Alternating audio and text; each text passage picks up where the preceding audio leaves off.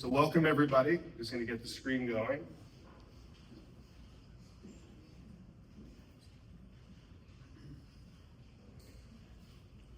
I want to congratulate Shawn and the Pride Center on the first Cocktails and Conversation. It's so nice to look out and to see some of my sagers out there, participants and volunteers.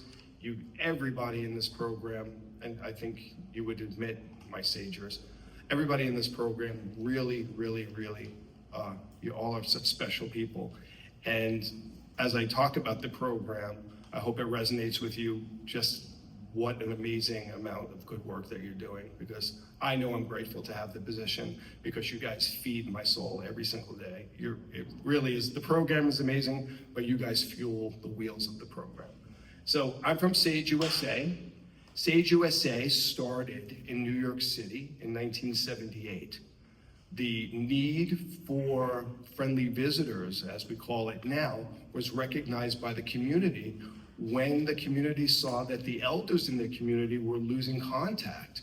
They were becoming housebound. They didn't have social opportunities. They may have had longtime partners and those people had passed and they were no longer connected to the community.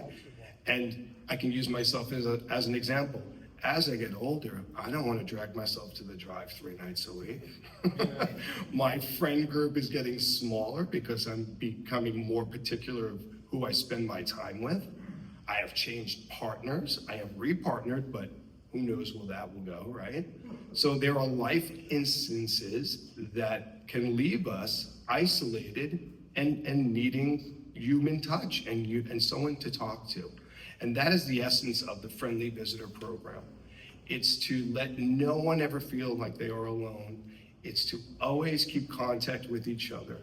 It's to make sure that as we look out into our community, we're not just looking at the younger, more vibrant part of the community, but we're recognizing and acknowledging the elders who came before us who still have so much worth and so much still to give.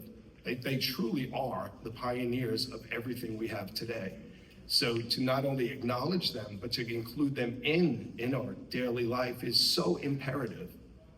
You know, I'm not going to talk politically, but as we are actively being erased, and I'll use that word, as we're being pulled from textbooks and museums and pictures on walls, as we're being actively erased as a community, so is funding, very important funding and programs that help keep us connected, in the thought frame that if they do that, we will become invisible, we will be erased. But Sage's motto and their call to action is, we refuse to be invisible.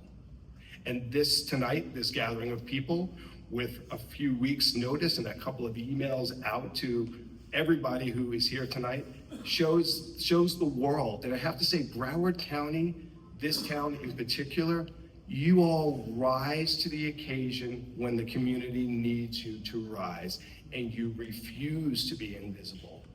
I am so proud to live here. When I moved here from New York, everybody was like, you're gonna move to the don't say gay state? Like, you're an educator. How do you sign off on living in that state? And I have to say, I am honored to say I live in Broward County, and even more honored to say that I live in this community where everyone comes together when they need to come together. So that's my spiel, but I also have a presentation to talk about the Sage USA Friendly Visitor Program. So, like I said, the Friendly Visitor Program was sparked by a group of people who did take notice in New York that the elders of the community were becoming less active in the community. And they said, we need to come up with a program that not only honors the stories and the things that they have to share with us, but also lets them know that they're not alone. We need to keep them connected. So Friendly Visitor Program was born from that. So what actually is the Friendly Visitor Program? It's exactly like I've said to you. It's about building connections in Broward County in particular, because this is where we are. The purpose is to provide companionship and support to older adults. The program itself goes back and forth with that. So the support not only is given to the participant, or the elder, it's also given to the volunteer who is being enriched by the experience of, doing that work. And like I said, I'm enriched every day as the program coordinator as I speak with the volunteers and the participants, seeing what great work it is.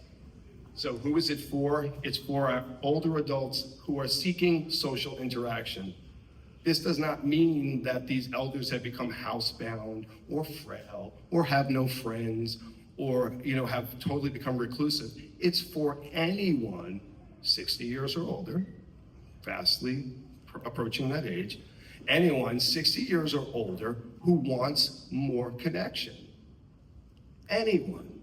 You don't have to be a shut-in. You don't have to have zero friends. You can still be vital in the community and just want something more for yourself. Who doesn't want more friends? Who doesn't want more substance in conversation? Who doesn't want to feel more connected? That's what the program is. That truly is what the program is. So from the participant side, there is no sort of need besides the need, like we all have, I think, recently wanted to do more of, spending time with people in moments that matter. That's all you need to do as a participant, is to want to have more of that.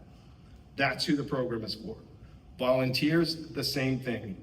Anyone who's looking to make a positive impact on someone. And as I have talked to the people in this room, we have students from Nova here. We have people from all walks of life who are doing work in that capacity. That's truly what it is. The inter-age connection is such a wonderful connection when it happens, because people from other generations get to hear these stories that life 40 years ago, 50 years ago is vastly different from how they're living life now. And to hear it from the lens of a person who is LGBTQ is even more interesting. The understories of a lot of us in this room. So the benefits, obviously, enhanced social connections, improved emotional well-being, and opportunities to share life experiences. That connectiveness, that acknowledging that that person still has value. Very, very important.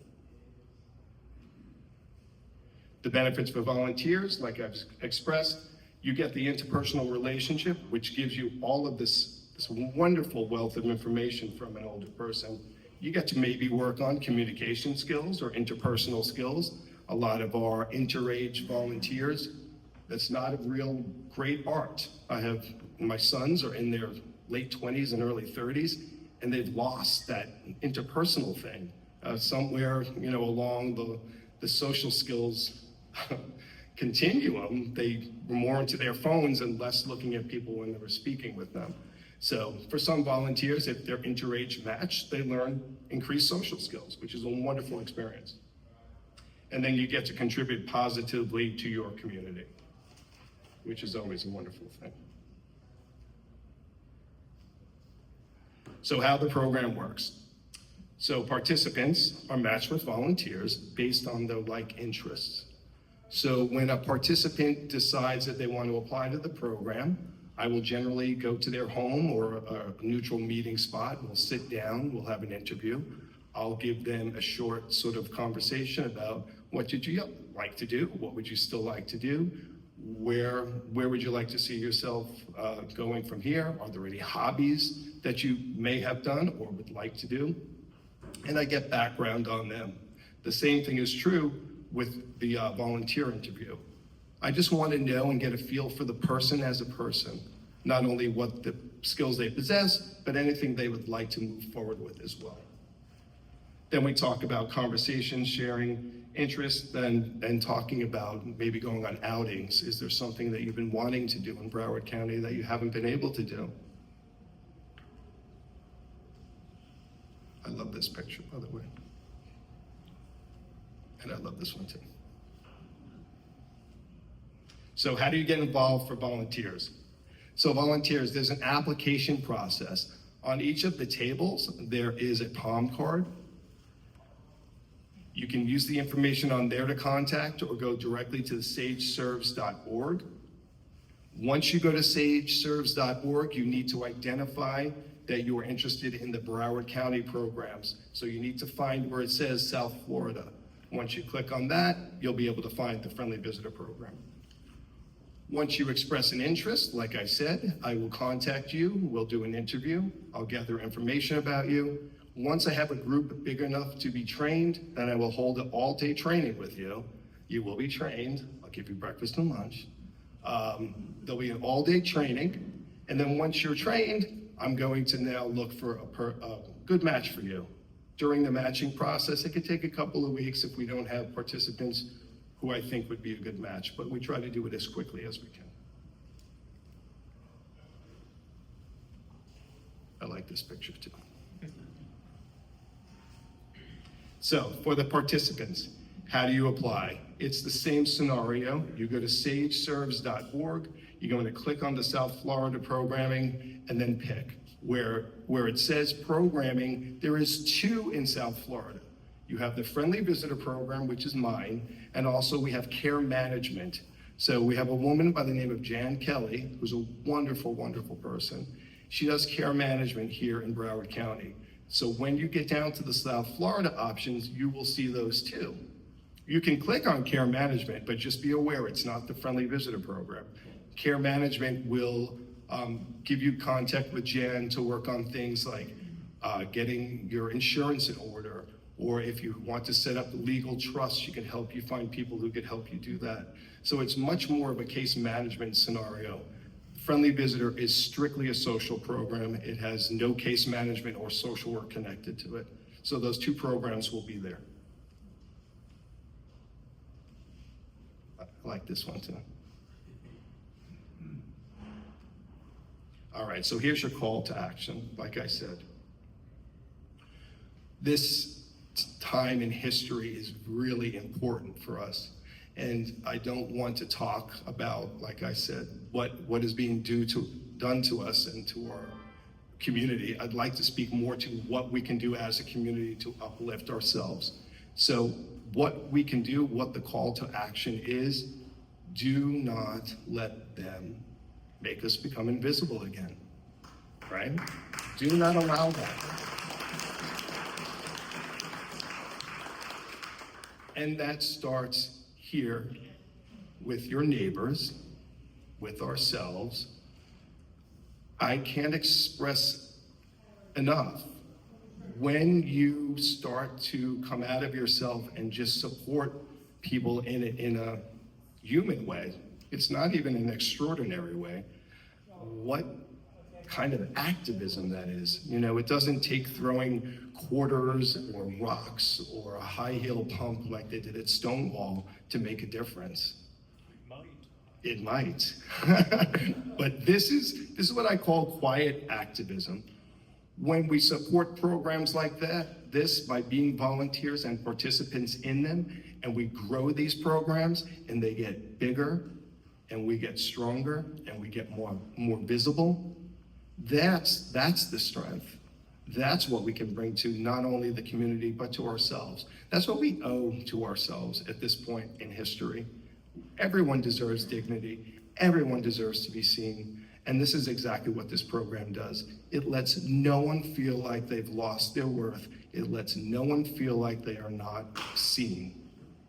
So that's the simplicity, and that's my call of action to this program and to you tonight. So here's my contact information. If you want to shoot it with your phone, you can. You also have the palm cards on the table, and I have business cards with me here tonight. Once again, I want to say, Shawn and the Pride Center, you guys did a wonderful job tonight.